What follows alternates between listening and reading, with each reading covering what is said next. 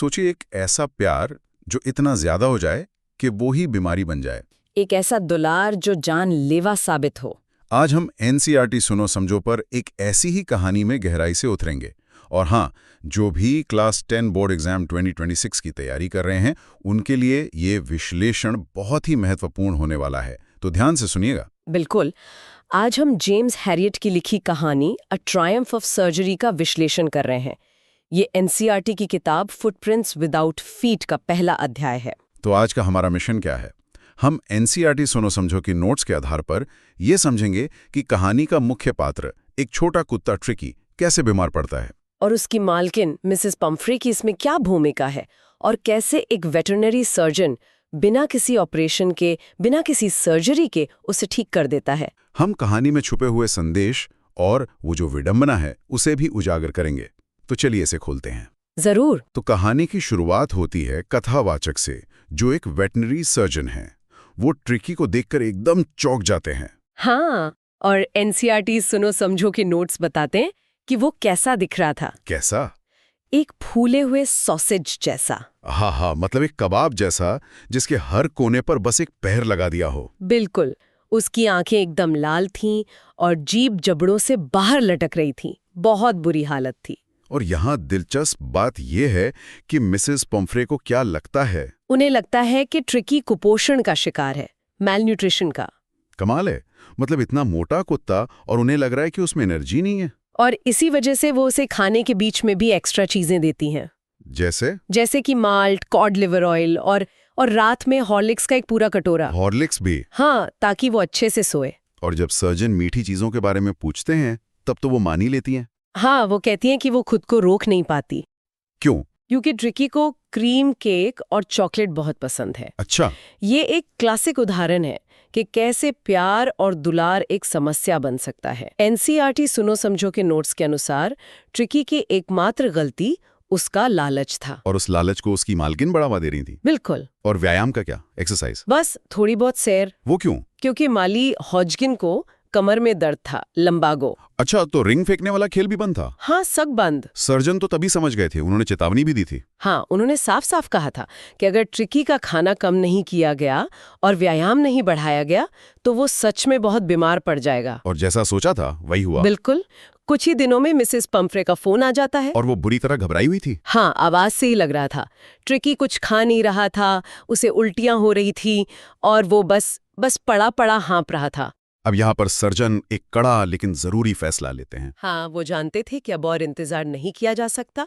उन्होंने Mrs Pomfrey को सुझाव दिया कि ट्रिकी को लगभग 15 दिनों के लिए अस्पताल में भर्ती करना होगा। बस निगरानी में रखने के लिए? हाँ, ताकि उसे ऑब्जर्वेशन में रखा जा सके। ये सुनकर तो मिसेस पम्फ्रे की हालत ही खराब हो गई। वो तो लगभग बेहोश ही हो गईं। उन्हें यकीन था कि ट्रिकी उनके बिना एक दिन भी नहीं रह पाएगा, वो मर जाएगा। लेकिन सर्जन अपनी बात पर अड़े रहे। यहाँ सर्जन की समझदारी दिखती है। वो जानते थे कि घर पर रहते हुए उस माहौल में ट्रिकी का इलाज संभव ही नहीं है। उसे उस माहौल से बाहर निकालना ही एकमात्र तरीका था। बिल्कुल। एनसीईआरटी सुनो समझो चैनल पर हम अक्सर ऐसे महत्वपूर्ण बिंदुओं पर ही ध्यान दिलाते हैं। और वो सीन कितना नाटकीय है जब सर्जन ट्रिकी को ले जा रहे होते हैं। ओहो, वो तो पूछे ही मत।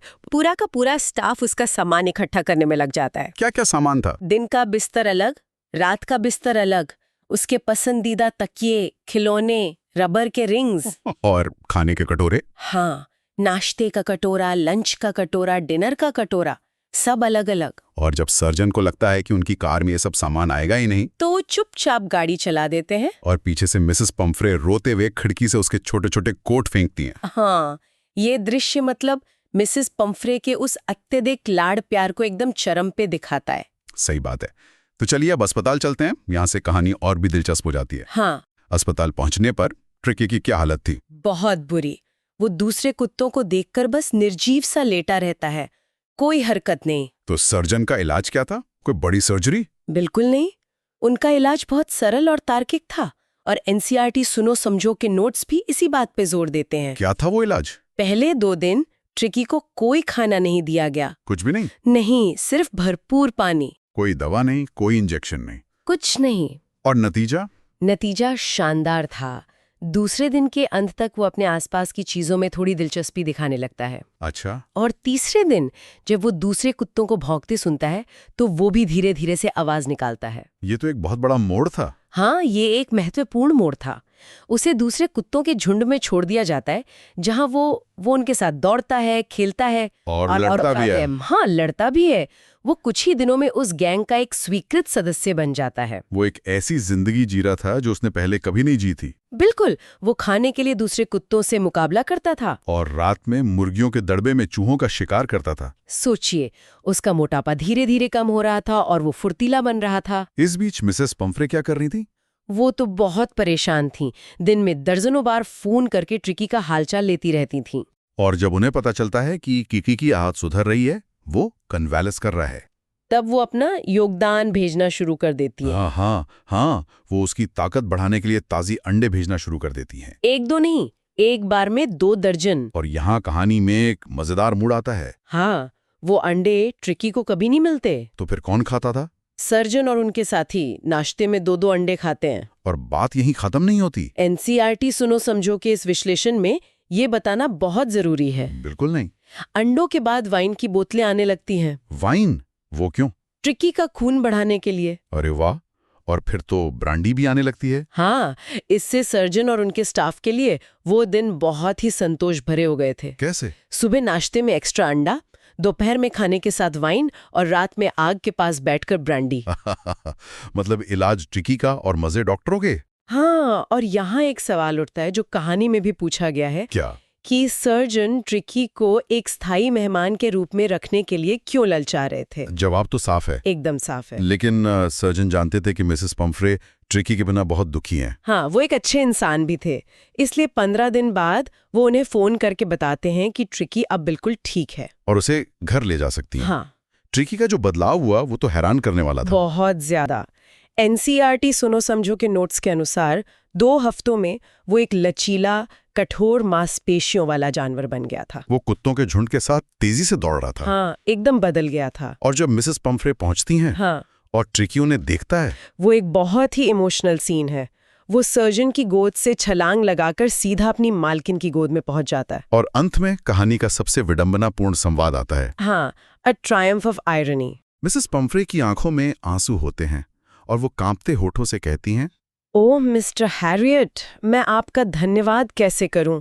यह सर्जरी की जीत है। This is a triumph of surgery. हाँ, जबकि असल में कोई सर्जरी हुई ही नहीं थी। बिल्कुल नहीं। ये तो बस सामान्य ज्ञान, अनुशासन और प्राकृतिक जीवन शैली की जीत थी। तो एनसीईआरटी सुनो समझो के इस विश्लेषण से हमने क्या सीखा? देखिए, ये कहानी बहुत ही हल्के फुल्के अंदाज में एक बहुत गहरा संदेश देती है। क्या संदेश? कि किसी भी चीज की अति बुरी होती है, चाहे वो प्यार ही क्यों ना हो। और बिना सोचे समझे किया गया दुलार फायदे की जगह नुकसान पहुंचा सकता है। बिल्कुल।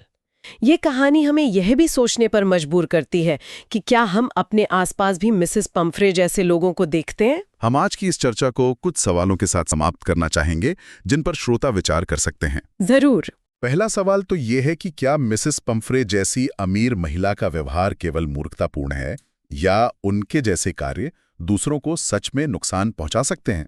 और दूसरा एक बहुत जरूरी सवाल, क्या आपको लगता है कि मिसेस पंफ्रे जैसे माता-पिता भी होते हैं? इन सवालों के जवाब कहानी की गहराई तक ले जाएंगे। बिल्कुल। ऐसे ही और विश्लेषण के लिए एनसीईआरटी सुनो समझो के साथ बने रहें।